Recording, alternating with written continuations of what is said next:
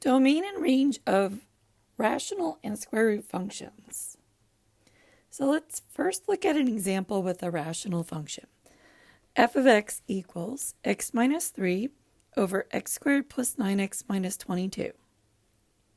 Now the general plan is to find where the denominator equals 0 and exclude those values from the domain. So our first step is to factor the denominator. So we're looking for numbers that multiply to negative 22 but add up to positive 9. We could have 11 and negative 2.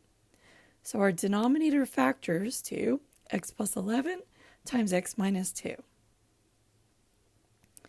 Next, we'll set each denominator factor equal to 0 and solve.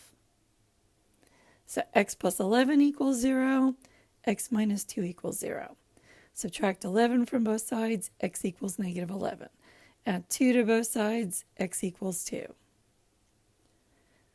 So the values found in step 2 are our excluded values.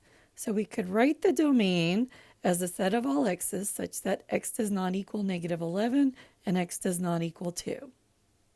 Or in interval notation, we could write from negative infinity to negative 11, union from negative 11 to 2, union 2 to infinity. And all of these intervals are open intervals with curved parentheses. Okay, let's look at our second example with a square root function. Here we have f of x equals the square root of 4 minus 3x. Our plan here is to find where the radicand is greater than or equal to 0. So our first step is to set the radicand greater than or equal to 0. Our radicand is this part that's underneath the radical, the 4 minus 3x. So I'm going to set 4 minus 3x greater than or equal to 0. Next, we'll solve. So I'll subtract 4 from both sides. Negative 3x is greater than or equal to negative 4. I'll divide both sides by negative 3. I'll get x, positive 4/3. And because we divided by a negative number, we need to flip this inequality so it becomes x is less than or equal to 4/3. This is our domain, or in interval notation, from negative infinity up to and including 4/3.